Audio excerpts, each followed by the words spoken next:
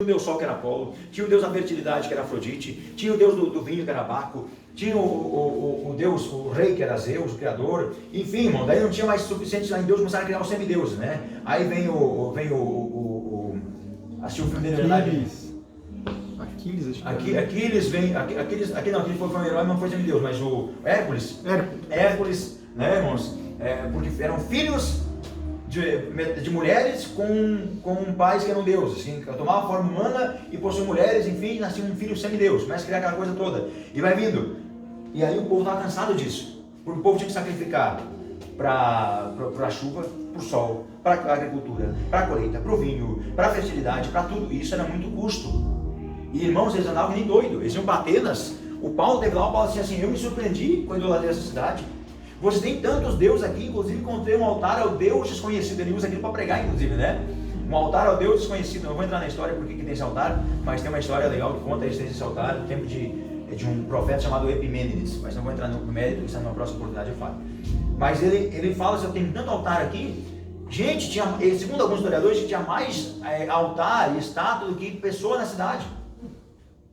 Onde tinha 300 altares, sem falar de estátuas, irmãos, pensa só. Então isso aqui era um peso muito grande para a religião judaica, para a religião grega. O povo não aguentava isso aí. De repente vem a ideia de centralizar todos aqueles deuses em uma pessoa só, que não cobrava sacrifício, que não cobrava oferta, que não obrigava a construção de templo e que não precisava de lugar para ser adorado em qualquer lugar. Veja que ideia tremenda. Quer dizer que esse ali é o Filho de Deus, seja o Filho da maior divindade, alguns dizem até o Filho de Zeus, né? E ele recolhe dele tudo, não precisa mais esses altares. Pensa, olha, uma ideia foi fantástica. Pensa o Paulo pregando lá, o Paulo chega lá e quebra tudo, né, gente? Olha, não precisa de sacrifício. Ah, mas meu Deus, não precisa fazer estátua, não precisa matar filho. Tinha Deus que pedia, né, a morte dos filhos. Não precisa matar filho, não precisa mais sacrificar, não precisa mais de tempo, não precisa mais de nada. Bah, que coisa tremenda. Quem é esse aí? Vamos conhecer esse cara aí? Então isso contribuiu muito. Quem mais? Os romanos. Como é que os romanos contribuíram? A ideia, mais ou menos, não está no livro, tá? A ideia de unidade territorial do império, movimentação livre entre os territórios, sistema de estradas, exército e desilusão religiosa. Isso aqui eu amo de paixão. É a parte da história que eu mais gosto de falar, talvez uma das partes que eu mais gosto de falar é sobre isso. Olha interessante. Os romanos usaram a ideia de unidade territorial, ou seja, era a Pax Romana. Pax Romana queria dizer que havia um vínculo em todo o império. Então o cara estava lá na África e o cara ia lá pro Oriente, lá pro outro lado do, sei lá, ia lá pro Japão, vamos usar o Japão por referência, né? Vamos falar do Japão. Ia lá pro Japão. Ele estava dentro do território romano. Então, logo, ele estava dentro, não tinha nada, tipo assim, a lei que valia em Roma, valia no Japão. A gente não estava falando do Japão na época, não sei o que existia na época, né? Mas enfim, quem estivesse naquele território, então quem saísse da Galileia e fosse para Jerusalém, ou fosse para Síria, ou fosse para Samaria, ou fosse para Roma, que estava dentro da Pax Romana, estava dentro da ideia de território, ou seja, você não saiu de império. Se tivesse a Pax Concórdia, você sairia daqui e a Florianópolis está dentro de Concórdia ainda. Não tem a Grande Florianópolis que eu fui lá esses dias? Chega ali fora, não está na ilha, está na Grande Florianópolis. A Grande Florianópolis pega todas as cidades próximas ali. Eu nem sabia que era tão longe assim, eu achei que era mais perto de lá, né? Mas pega toda, pega São José, pega as demais cidades ali, está dentro da Grande Florianópolis, é mais ou menos isso. Era isso que era a Pax Romana. O cara era romano, em qualquer lugar do império ele era romano, acabou. E a movimentação livre do território. A pessoa tinha liberdade para caminhar nos territórios. Ele pagava os impostos, se ele tivesse liberação ele entrava, ele ia por Jerusalém, ele saía, e isso facilitou muito, irmãos, a pregação do Evangelho. Paulo era romano, era judeu. Paulo tinha liberdade de caminhar no território, por isso que Paulo é enviado, irmão. Veja como Deus é tremendo. Se Pedro fosse chamado para essa obra, Pedro ia sofrer, porque Pedro era um cidadão romano? Não, Pedro era um vassalo do Império Romano, já teria dificuldades. Agora, Paulo não, Paulo era romano, Paulo podia transitar livremente para onde fosse. Qualquer lugar ele era romano. Ele tinha liberdade para estar onde fosse. Tanto é que foram prender ele em determinada cidade, porque falaram que ele estava perturbando a ordem, pronto, prender esse cara. Quando esse cara era romano, o pessoal, não. Meu Deus, como fazer agora? Eu até com medo. Não, vocês me tiram daqui agora, não vou sair daqui sozinho. Me tiram daqui, pode sair comigo ali fora. O pessoal vê que vocês estão me tirando com honra daqui. Mas essa liberdade dos territórios, e Roma abriu muita estrada, irmãos. Roma abriu muita estrada, e as estradas facilitaram o acesso, né? Porque as estradas, dependendo do local, tinha segurança militar, Então tinha liberdade do povo transitar e o evangelho poder prosseguir. Os temas estrados, já falei aqui. O exército. O que aconteceu com o exército? Muitos judeus, muitos cristãos, perdão, se alistavam no exército. Por quê? Estar alistado no exército trazia para eles o direito, depois de vários anos de servir o exército, dava o direito de ser cidadão romano. Então a cada X anos, não lembro agora quantos anos, que você prestasse serviço militar, você tinha o direito romano para você era um cidadão romano. Aí você se tornava em outra estirpe, você tinha liberdade, o povo ia prosperar também, né? Mas mais do que isso, mais do salário e a segurança financeira, os melhores soldados do Império Romano eram cristãos. Constantino vai falar depois disso, né? Porque não tinham medo da morte. Porque para eles viver Cristo, morrer é lucro. Se eles morressem, estavam nem aí, irmãos. Os primeiros soldados da frente de batalha eram os cristãos. Porque eles estavam lá para morrer mesmo. Se morrer, eles dão a vida eterna, né? Então, o que aconteceu? Quando eles conquistavam, quando o exército romano conquistava um determinado povo, eles pregavam o evangelho. Então, na frente de batalha tinha um soldado, mas tinha um pregador. Isso, há relatos históricos que as cidades foram evangelizadas pelos... E quando eu vejo hoje na polícia no Brasil, o exército, o pessoal orando, o pessoal silenciando nos hospitais, aí cercando os hospitais, bombeiros, são gente da linha de frente, que são o pessoal que compõe esse exército também. Orando e tal, eu vejo a importância disso, irmão. São pessoas na frente de batalha falando de Jesus. E lá eles faziam o quê? Iam para a cidade, dominavam a cidade e pregavam o evangelho. E terceiro e última, a perseguição religiosa. Quem assistiu Troia aqui? Já assistiu o filme Troia? Tem umas cenas muito feias no começo, mas depois tem umas coisas da história linda, né? Assistiu? Troia? Não? Sim. Troia, ele chega, quando Aquiles chega lá, ele corta a cabeça da estátua de Apolo, a estátua de ouro de Apolo. Lembra que ele corta a cabeça? E a primeira pergunta que o filho de... Eu falo os nomes bem claros porque são seres históricos, né? Claro que fazem parte o escritor, fugiu o nome do escritor romano, que conta essas situações, né? As histórias gregas, perdão. E ele fala sobre o seguinte, ele cria esse personagem, enfim, não sei se são fatos reais ou fatos que foram criados, mas quando ele chega lá e o filho do rei de Troia, ele diz o seguinte, olha, o Aquiles cortou a cabeça da estátua de Apolo, onde estava Apolo que nos defendeu? Era isso que vai surgir, porque os gregos haviam sido dominados, absorvidos pelo Império Romano, e todos os demais povos tinham um panteão de deuses. Onde é que estavam os deuses do Egito? Onde é que estavam os deuses da Síria? Onde é que estavam os deuses da Grécia? Que não defenderam, não livraram eles do exército romano. Aí eles começaram a definhar, porque eles tinham os deuses para proteger, sacrificavam, faziam culto, ofereciam os filhos para ser queimados, faziam festas pagãs, e agora não precisou, onde é que estavam defendidos? Aí traz a ideia, tem um Cristo que morreu por eles. Eles pregam um Jesus que morreu por esses cristãos. Nós morremos pelos deuses, Deus não protegendo nós, e agora Jesus vem embora para salvar eles. Olha a coisa tremenda, Deus usa a história para promover o crescimento do evangelho. Aí então os romanos promoveram isso. Cada cidade que os romanos destruíam, os deuses eram queimados as estátuas dos deuses, eram roubados os templos, eram queimados os templos, o povo ficava desanimado. Quando é que os deuses estão que não protegem nem a própria casa deles? Aí eles olhavam para a pregação do exército, olhavam para o evangelho sendo pregado, aqui não tem um Deus que nós matamos para ele morreu por nós. E por último, o grupo que mais contribuiu, os judeus.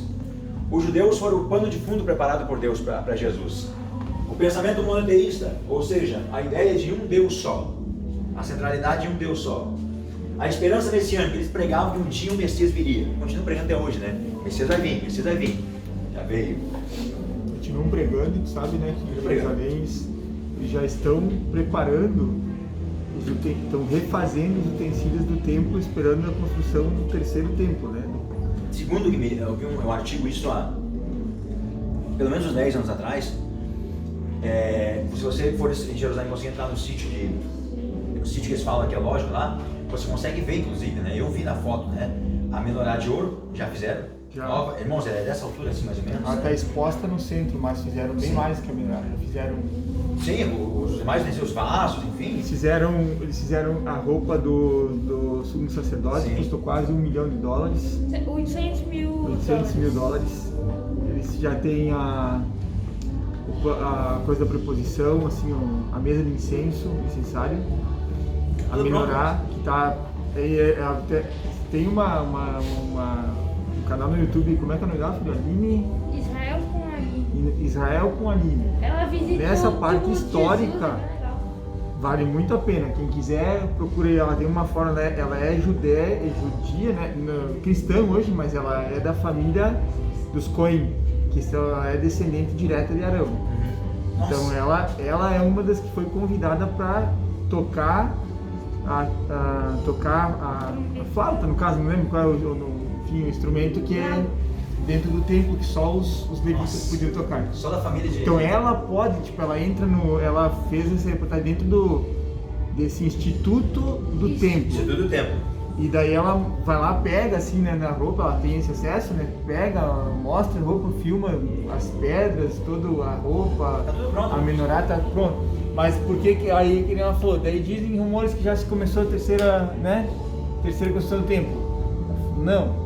É porque os judeus acreditam que só podem começar quando o Messias vier. Sim. Então eles estão vendo o judaísmo ainda, que crê que o Messias não veio. Vai vir. Eles ainda estão construindo, refazendo os utensílios do templo para o terceiro templo, que seria reconstruído com a vinda do Messias. Né? E já tem, inclusive, o presidente do templo, do Instituto do Templo, o presidente do Instituto do Templo é o primeiro sumo sacerdote. Já está escolhido o primeiro sinédrio, está pronto, eu vi, e estão falando dessa promoção dela é nova.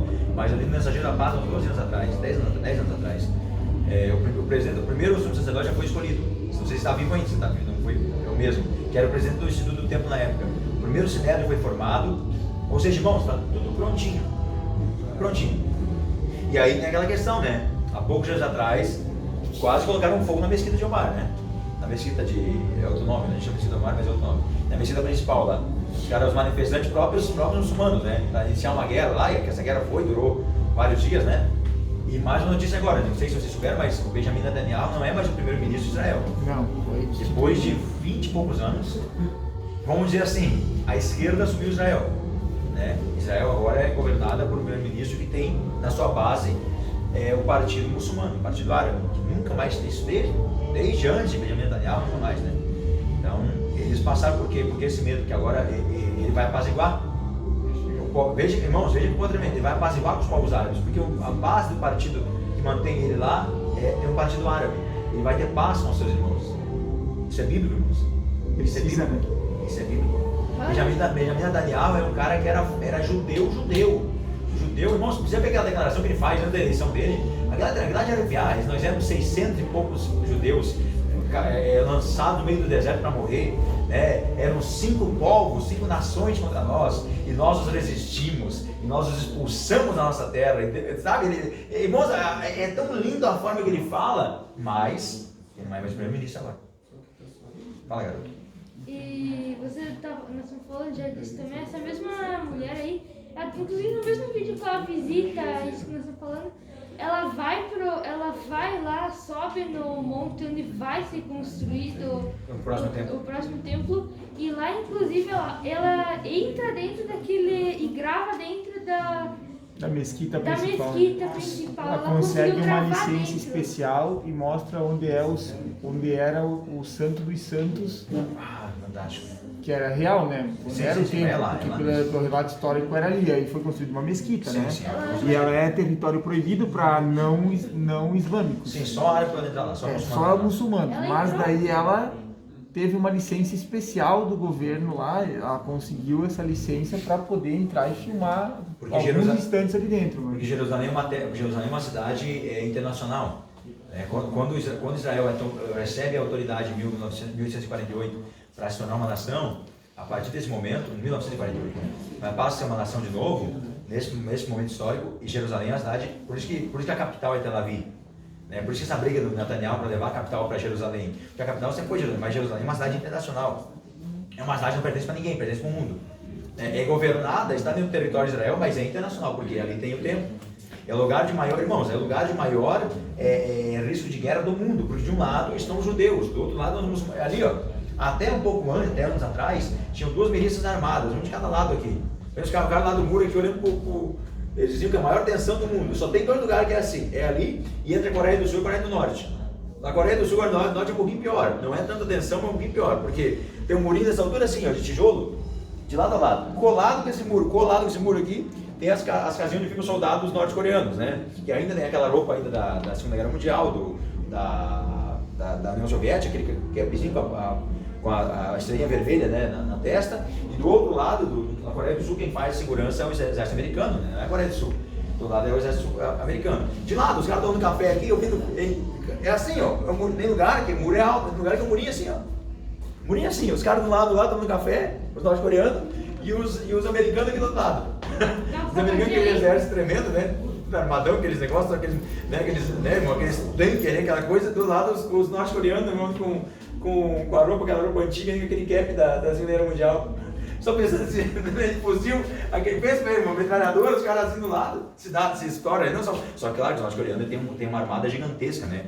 Senão, eles não evoluíram na questão bélica de armamento moderno como o exército americano, mas eles têm armamento pesado, né? A bomba atômica, enfim, os caras são... Fora são tudo doidos, né? São doidos pra seguir aquele Kim Jong-un lá. Achei interessante que essa linha, isso que tu falou bem expresso, né? Que ela explica essa divisão lá e que essa parte, então, tipo, agora nós vamos subir para a parte superior lá onde eu não monte. Ali é território muçulmano. Então, por exemplo, uma regra ela estava de roupa curta, assim, agora daqui para frente é proibido para qualquer mulher subir de manga curta, por exemplo. Não pode, então ela teve que botar casaco, então tem que soltar porque ali é território muçulmano, né? Então essa divisão mas é assim muito legal. Ela também assisti ela explicando a história de todas as 12 tribos, né? Os símbolos. Cara, olha, é muito legal. A gente passou acho umas 3 horas esses dias assim, vale a pena. Assistindo 3, 4 vídeos em sequência, é muito bom. Posso ver depois Vou postar o canal lá pra vocês verem. Legal. Inclusive quando eu fui visitar a tumba onde Jesus foi colocado, né? A pedra aberta, até hoje a pedra que não tem outra pedra no lugar. Ela até conta que o monte onde tem a cruz de Jesus, onde ele foi crucificado, hoje não é mais território deles, é estacionamento da Palestina. Hoje o lugar onde Jesus foi morto, irmãos, é um estacionamento judeu, muçulmano. Porque exatamente é um não lugar... é mais deles. Não é mais deles, é um estacionamento muçulmano hoje.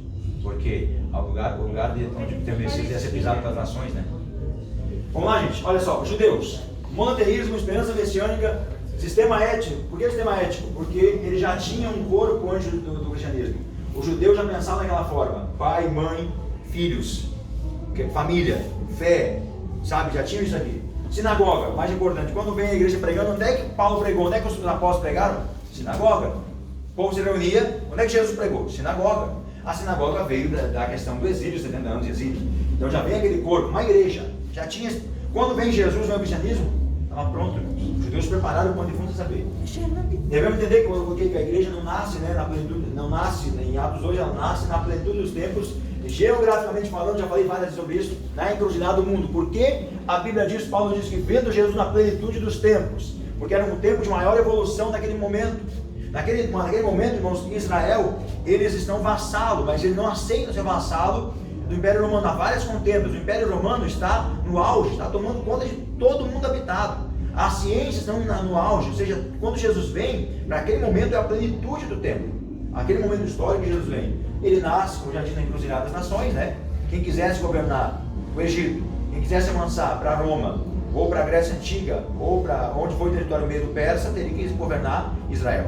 Israel era o grande divisor de águas, porque tinham 2 grandes impérios fortes na época. O Egito, que já era uma cana esmagada, né? Já não tinha tanto poder bélico, mas sempre foi forte.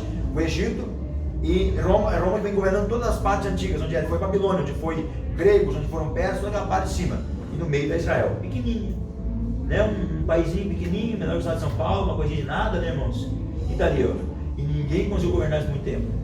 Israel ali, ó. Israel traz essa questão enrascada deles, né? Encrustada neles, de não aceitar o governo. Crescimento em Jerusalém. Página 20, vamos ler ali. Assim a palavra de Deus se espalhava, crescia rapidamente, e o número dos discípulos em Jerusalém também, um grande número de sacerdotes obedecia à fé. Tremendo isso. Irmã, o nome dela agora, Jesus. Lê para nós ali, sumário do crescimento de Jerusalém. Sumário do crescimento de Jerusalém. Tendo-se inaugurado em Jerusalém a igreja cristã apostólica, teve paulatinamente o número de conversos aumentando. Cerca de 3.000 pessoas foram batizadas logo na inauguração. A cada novo alvorecer, a igreja crescia, contando com a simpatia de todo o povo. Muitos dos que ouviam a palavra agregavam-se a ela, de sorte que num período curtíssimo a igreja já contava com quase 5.000 convertidos. O sumário editorial de Lucas atesta que a palavra de Deus era divulgada com ímpeto e autoridade por toda Jerusalém, e muitos sacerdotes obedeciam à fé. Irmão, que tremendo isso, né? Naqueles dias era pregado com ímpeto a palavra. Irmão, pensa bem, você vê um Pedro pregar e 3 irmãos se converteu, o cara virava, não, se Pedro pregou dessa forma ali, os caras já aquilo ardinha neles, né? De ver isso fluir. Então havia pregação com a autoridade na época, e isso era feito por toda a igreja. Vamos para a Bíblia? Atos capítulo 6, versículo 7, alguém abre para mim? E outro abre para mim, Atos 2, do 41 ao 47. Rapidinho para nós aí. Atos capítulo 6, versículo 7, depois Atos capítulo 2, versículo 41 ao 47. Como viviam os cristãos? No sumário da membresia, o sumário doutrinário, mas vamos primeiro para cá. Como viviam os cristãos? Vamos ver primeiro o que diz em Atos 6 e 7.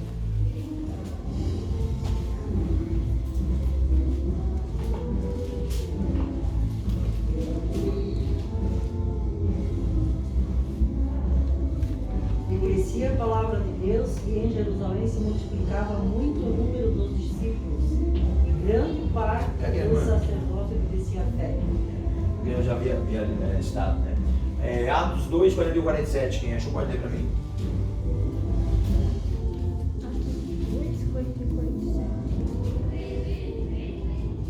Os que de bom grado receberam a sua palavra foram batizados, e naquele dia acrescentaram-se quase 3.000 almas.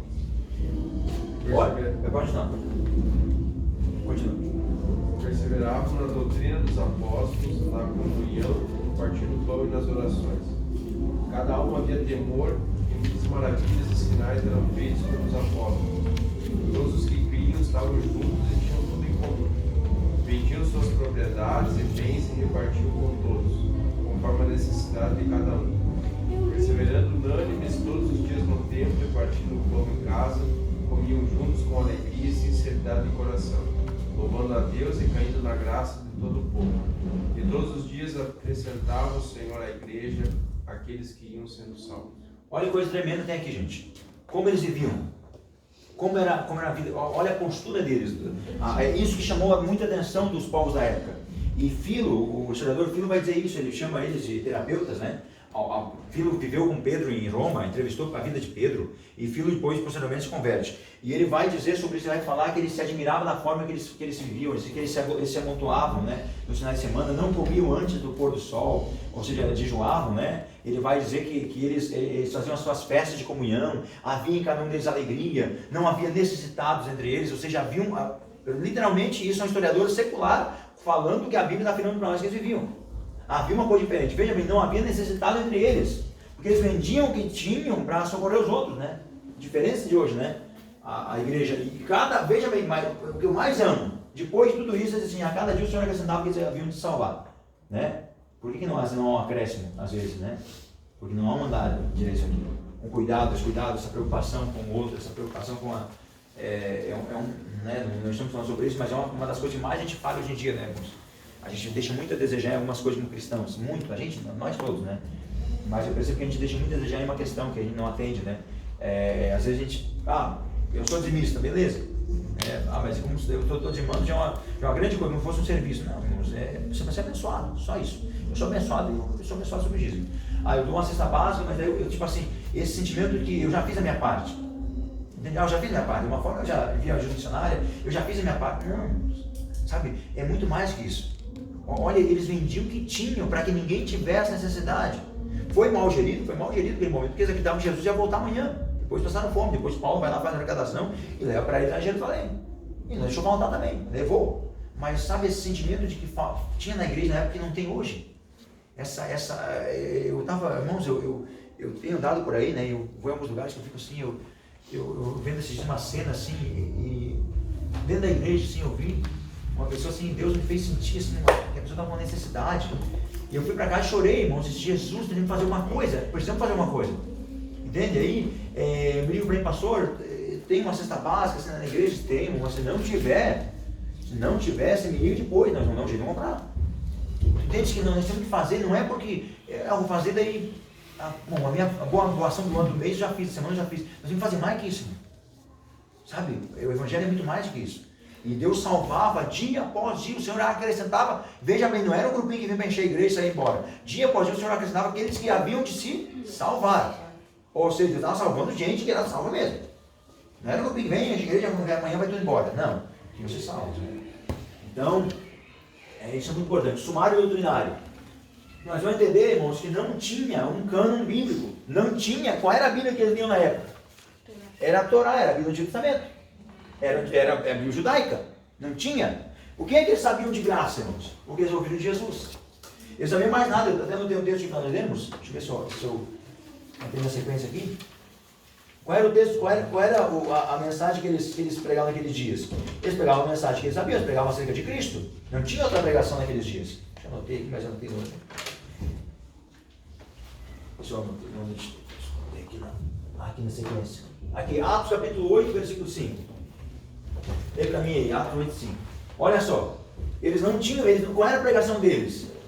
O sumário doutrinário deles, o caráter e o de Cristo, a ressurreição de Jesus e a segunda vinda de Jesus. Essa era a pregação deles. Eles pregavam o quê? A Bíblia, como eu coloquei, a Bíblia, não havia uma linha de pregação. A Bíblia que eles conheciam era a Torá. Eles pregavam a Cristo.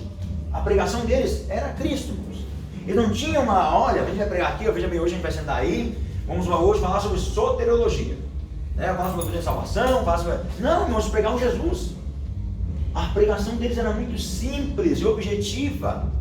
Olha a pregação de Pedro. A pregação de Pedro em Atos 8 para 3 mil almas, irmãos, que pregação mais simples. Sabe, barões e irmãos, estão ouvindo aqui, não é aquilo que não mencionam no empregado. Sendo essa nona hora do dia, eu acho que era, né? Não, isso aqui é a promessa, é feito, vai falando, e de repente, sabe, o pessoal vem, o que nós temos que fazer para ser salvo? Irmão, olha que coisa tremenda, ele não pergunta, quem é que quer aceitar Jesus? Não, o povo pergunta, o que nós temos que fazer para ser salvo? Quando vê Paulo na cadeia, o povo começa a cantar e cai as cadeiras todas, olha, o que eu posso fazer, o que eu devo fazer para ser salvo, meu Deus? Eu creio no Senhor Jesus, seja salvo dentro da tua casa. Creio no Senhor Jesus, a pregação de Paulo, o grande senhor, o grande doutor dos gentios, é um cara que tem uma pregação simples. Qual era a pregação? Atos 8:5. O que quer dizer Atos 8:5? Atos 8:5, tem aí no texto. Eu também aí. Sendo Felipe a cidade de Samaria, lhes pregava a Cristo. Bom, lê para uma parte, continua. E as multidões unanimemente prestavam atenção ao que Felipe dizia, porque ouviam e viam os sinais que ele fazia. Olha que coisa tremenda. As multidões, não era uma multidão, as multidões paravam unanimemente, não tinha distorção no meio deles, para ouvir o que Felipe dizia. O que Felipe pregava? A Cristo. Pronto, irmãos. Qual era a doutrina de Felipe? Era a doutrina dos apóstolos. Caráter messiânico de Jesus, ou seja, ele é filho de Deus. Segundo, ele morreu, mas ressuscitou. Terceiro, ele foi, mas breve voltará. Essa era a pregação. Sabe? Vou dizer uma coisa para você, porque eu aprendi nesses meus 12, 13 anos de ministério, que eu aprendi com Jesus, irmão. É que eu cheguei numa linha, uma época, eu estava assim, tão teórico, que eu me preocupava muito com o que as pessoas iam ouvir, se a minha pronúncia era legal, se as minhas palavras eram boas, se tinha um texto X, tinha história X, aquela coisa toda. Irmãos, sabe, isso que é bom, é legal, é aquela coisa, mas não é para isso. A pregação do Evangelho é o quê? Para que pessoas sejam confrontadas com o pecado e vejam que Cristo é a resposta e queiram Jesus para a salvação da sua alma. E era isso que a igreja pregava, irmão. O pessoal não sabia, o pessoal meio qualquer jeito, sabia falar mais muita coisa boa, mas eu não, seguinte, eu aqui para dizer que, olha, primeiro, existe um que nasceu, filho de Deus, não é Hércules, não é meio semideus, ele é Deus, não é semi, ele é Deus mesmo. Filho de Deus é o seguinte, olha, ele morreu, mas ressuscitou. Ao terceiro dia, eu e mais um punhado, gente, mais de 500 pessoas não testemunha, vivemos com ele lá, andamos com ele, e tem mais um, ele foi ao céu, vai, vou voltar buscar a sua igreja, pronto. E o pessoal, o que tem que fazer para ser salvo? Olha que coisa tremenda, irmãos. Esse Jesus aqui, irmão, é o seguinte, não precisa, olha, você não precisa dar sacrifício para ele, você não precisa fazer altar para ele, você não precisa matar filho para ele, você não precisa fazer nada. O que ele faz é só crer nele, só crer sim, só crer, eu quero crer. Olha que coisa tremenda, irmãos, olha que coisa tremenda. Parece que a gente evoluiu tanto, né?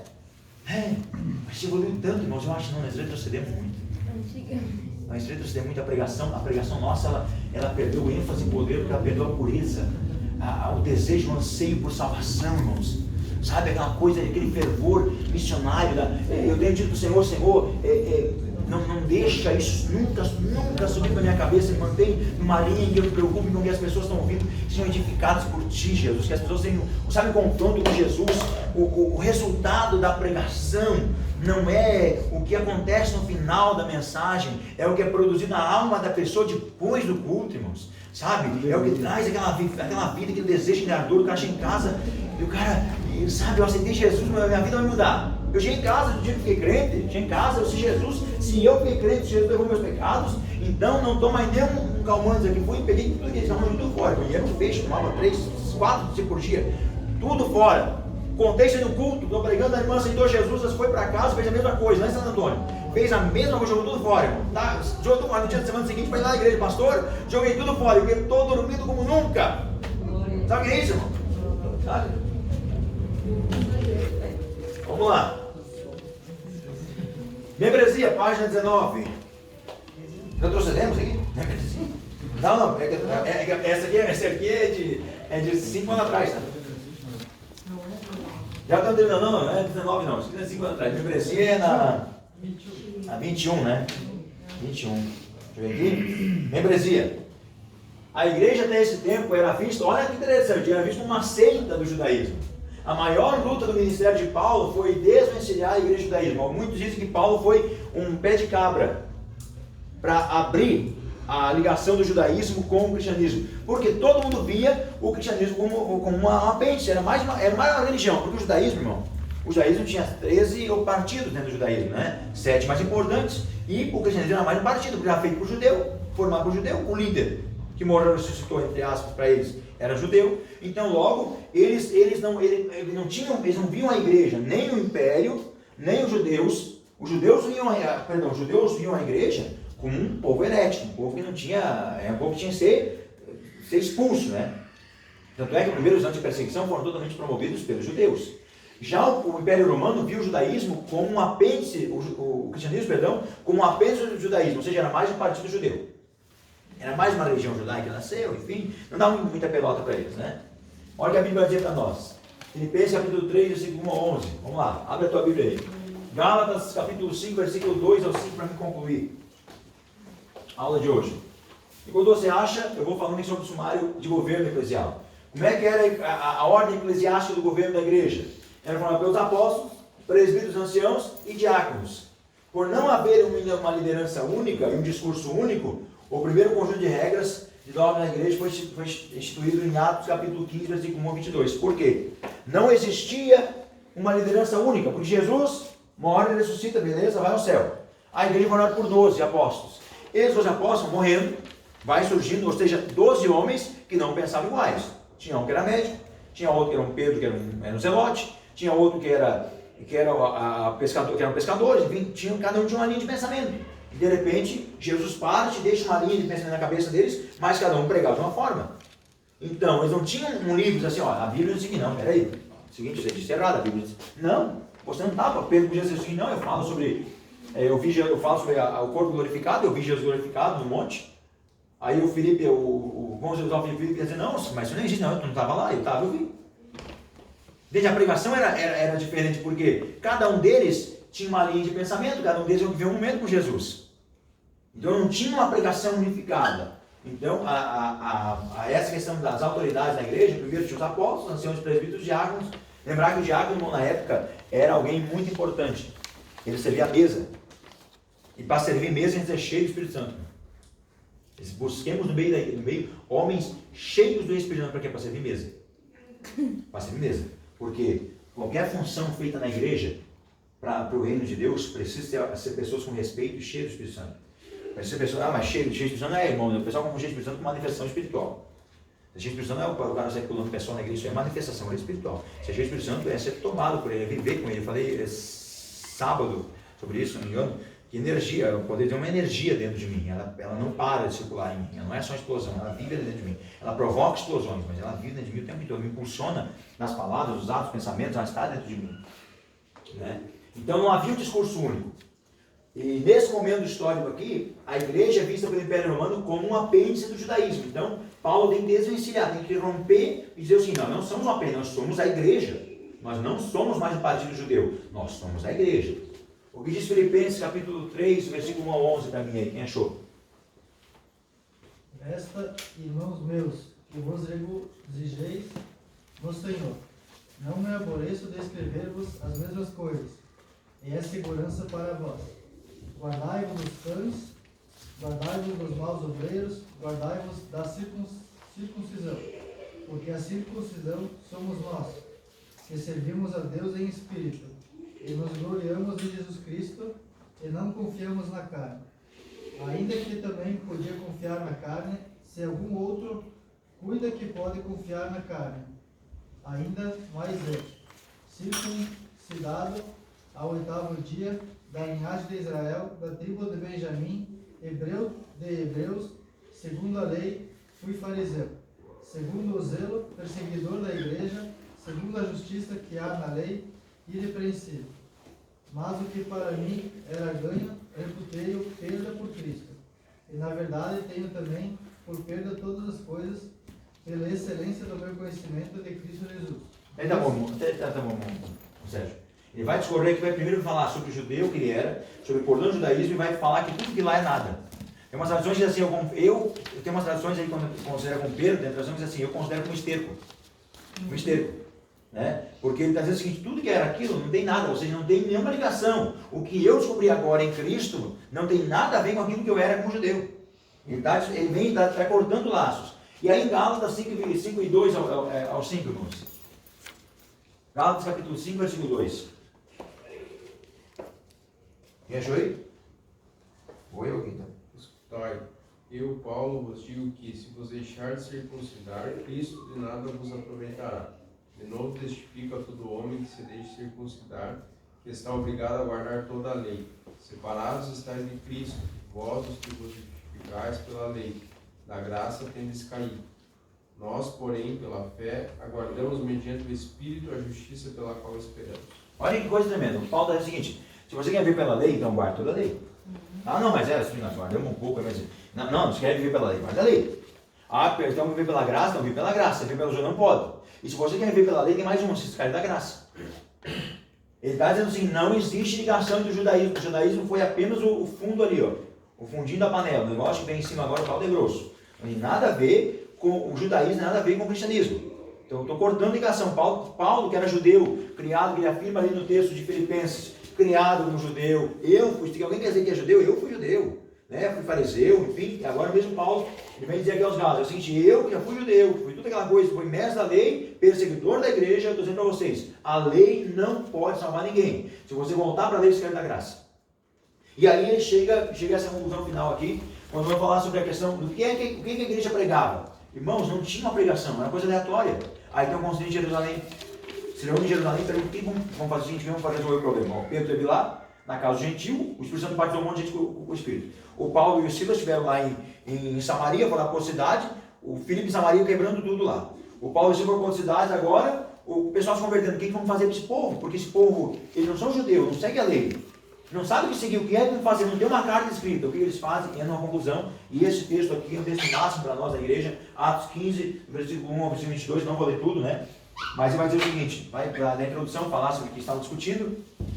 E quando chegaram a Jerusalém, versículo 4, foram recebidos pela igreja e pelos apóstolos e anciãos. Eles anunciaram quão grandes coisas eu tinha feito com eles. Alguns, porém, da seita, sempre tem um fariseu no meio da igreja, da seita dos fariseus que tinham crido, isso aqui é passado, que tinham crido, se levantaram dizendo que era missa circuncidá-los e mandaram-lhes que guardassem a lei de Moisés. Ou seja, querem ser cristãos, vão guardar a lei de Moisés. Veja bem, eles tinham crido. E Paulo dizendo o seguinte, quem faz isso caiu. Né? Versículo 6. Congregaram-se, pois, os apóstolos e anciãos para considerar esse assunto. E havendo grande contenda, aí Pedro se levanta, né? Faz esse anagaço todo e continua falando, né? Versículo 9. E não fez diferença alguma entre eles e nós, purificando os seus corações pela fé. Pedro diz assim, não tem diferença entre o ímpio e nós. Não tem uma diferença. Mas está uma contenda ali. Agora, pois, por que tentais a Deus, pondo sobre a serviço dos discípulos um jugo que nem nossos pais nem nós podemos suportar, dizendo assim, nem nós guardamos a lei, vocês querem que eles guardem? Seus fariseus mesmo. Fariseu. Vocês querem guardar, é aquele povo que quer que o pessoal faça uma coisa que nem eles fazem. Querem impor uma coisa que eles não fazem também. Não, porque tem que ser assim, porque, mas nem vocês guardam. Versículo de número 12. Então, e a briga pegando lá, só não estava tirando cadeira. Então toda a multidão se calou, porque não tinha cadeira, né? E escutaram a Barnabé e a Paulo que estavam que contavam grandes sinais e prodígios Deus havia feito por meio deles aos gentios. E havendo ele se calado, tomou Tiago a palavra. Ou Tiago falava, o pessoal ouvia, dizendo: irmãos, ouvi-me. Simão relatou como primeiro Deus visitou os gentios para tomar deles um povo para seu nome. E com isso concordo as palavras proféticas como está escrito, né? Depois disso voltarei e reedificarei o tabernáculo de Davi que está caído. Levantá-lo-ei das suas ruínas e tornarei a edificá-lo, para que o restante dos homens busque o Senhor. E todos os gentios sobre os quais o meu nome é invocado, diz o Senhor que faz todas as coisas.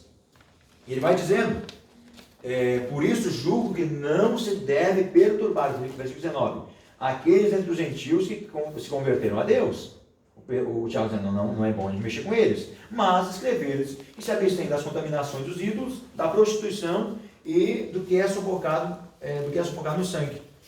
Porque Moisés, desde os tempos antigos, tem em cada cidade que empregue a cada sábado ali na sinagoga. Então é o seguinte, olha, a lei de Moisés está pregando a vida inteira, eles não se converteram. Jesus foi pregado agora lá e se converteram.